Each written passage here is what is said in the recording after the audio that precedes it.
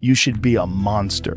He said you should be a monster, you should be ruthlessly ambitious, and then learn how to control it. And it's that old expression, it's better to be a warrior in a garden than a gardener in a war. You should be a monster, an absolute monster, and then you should learn how to control it. Life isn't fair at all. At all. So what are you gonna do about it? I knew that no one was coming back to help me. No one's gonna miracle me to be somebody special. So, mentality is the only thing that gets us through life. I was an underdog. We are all underdogs in life. Even the baddest person in the world should think that way. So you should always have I've never arrived mentality. And the can't hurt me mentality is no matter where you come from, the sewer or wherever you think you're from, when I got out of the sewer, I got to the road and looked around and said, can't hurt me. Nothing should be able to hurt you. If you believe that, it starts to become true. You're a man. You are a man. Stand up and be a man. Make the hard decisions, make the sacrifices, make the unpopular decisions, and become comfortable in your own skin. And if you are not a person that you are comfortable being alone with, that is the one person in this universe that you have full power, full right, and full responsibility to change. This ain't you, bro. This ain't you. You weren't born like this. You're lazy. You know exactly what to do. Exactly what to do. Because even me, in my state of, I can't read and write, I knew exactly what to do. It just sucks doing it. It sucks to do it. Because no matter how much you improve, no matter how much you change who you are, it's not permanent. You don't just wake up and say, oh my God, man, you're David Goggins, you break records, you do this, you do that. People want to know, how are you able to just be so hard? Because I never turned the fucking thing off. Because once it turns off, I go right back to the David Goggins that is.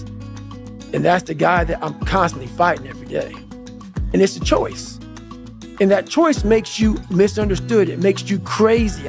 It's time to stay focused.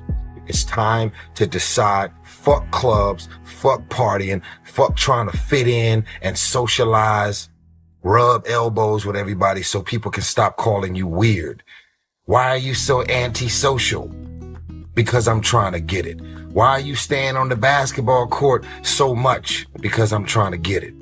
Why are you out there practicing in the hot sun when ain't nobody else out there? Because I'm trying to get it. Why are you not clubbing? Like every time I text you and invite you to go do something fun and cool, you always studying.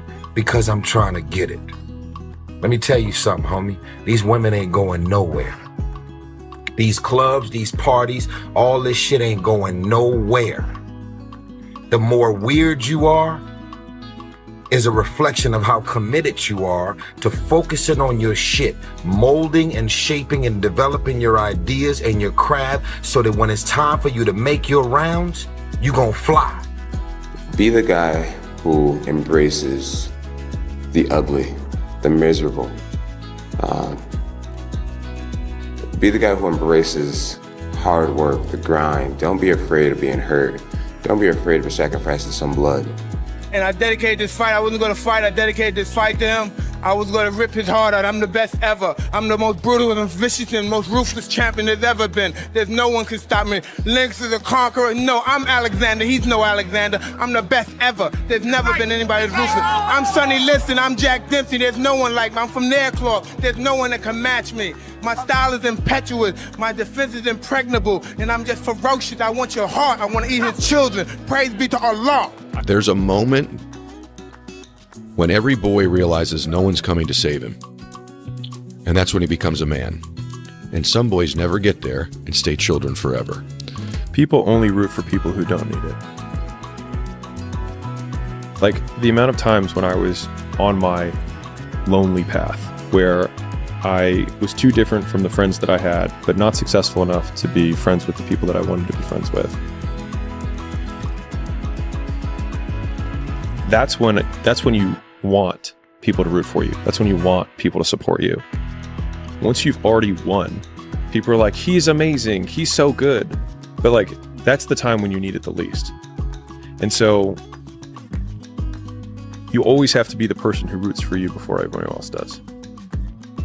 And it's usually a single clap in the auditorium for a very long period of time.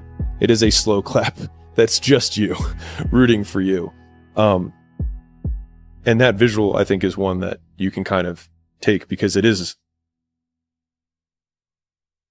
people struggle to do things alone. And the path of the exceptional person is one of an exception, which means that you are not with other people. And rather than fighting that or bemoaning it, see it as an indicator that you're on the right path. Because if everyone else were cheering you on, then it means you're not in the right place, because it means you're just like everyone else, and that's not where you want to be. When do you become a man? When you get a driver's license? Like, what do we do? You're 16, we give you a driver's license. Okay, well, like, you get a job? Like, when do you become a man? Them this message that it's okay to be a man. It's not okay. It's necessary. What the hell are we going to do without men? You look around the city here, you see all these buildings go up. These men, they're doing impossible things. They're under the streets, working on the sewers. They're up on the power lines in the storms and the rain. They're keeping this impossible infrastructure functioning. This thing that works in a miraculous manner. They work themselves to death, and often literally. And the gratitude for that is sorely lacking, especially among the people who should be most grateful. Be a dangerous man.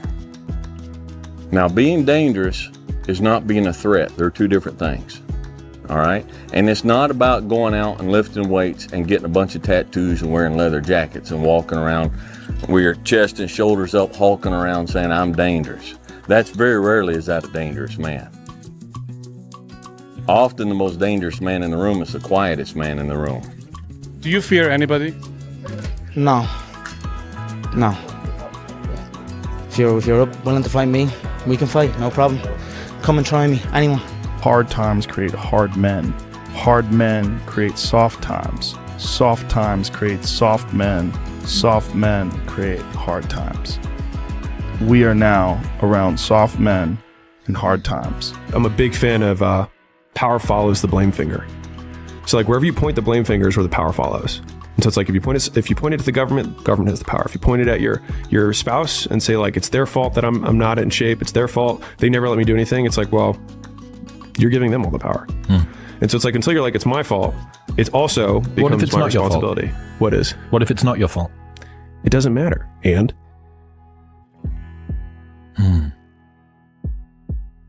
like I can't run marathons because I lost my leg at birth. And either you can just never try, or you put the metal thing on and you do it anyways. There's a saying, when the devil ignores you, then you know you're doing something wrong. Wait a minute, I'm not done now. You know, the devil goes, oh no, leave him alone. He's my favorite. Don't you bother him. Yeah. Conversely, when the devil comes at you, maybe it's because you're trying to do something right. It's easy to give up. You know, Hell it's yeah. easy. It's the easiest thing in the world to do. I'm done. I ain't going. I ain't gonna keep going. Yeah, I don't feel like going to work. I'm done. Yeah, man. It's easy. It's very easy. But what's hard is going, yo, yesterday I got nothing from working as hard as I could. Nothing happened from that.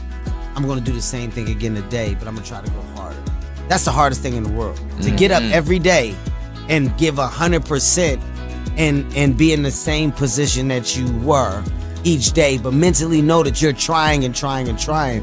That's a real grind. I knew it was there, but you never wanted to embark on it until something fucking hits. You get fired or somebody else gets success, reminds you of what you could have been. And then that fucking spark is born. And no matter what happens, I'm never gonna be in this boat again. And you get up and you go, even if it gets knocked down, you just keep going, you're a wild man. And life has never been so sweet. That can happen at an early age, it can happen at a later age. It's gonna happen to somebody no matter what, it's gonna happen to you. And when it does happen to you, thank your lucky stars that finally you're alive. It's time to unwrap the potential you can be. Superior, man. It's within you. It's within every single one of us. And the people that have risen to that level were no different than any one of us.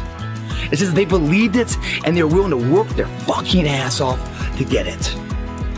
Still waiting for a big smile out of you. You're up 2-0.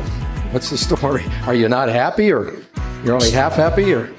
Still to be happy about. You're up 2-0. Job's not finished. Job finished? I don't think so. Okay.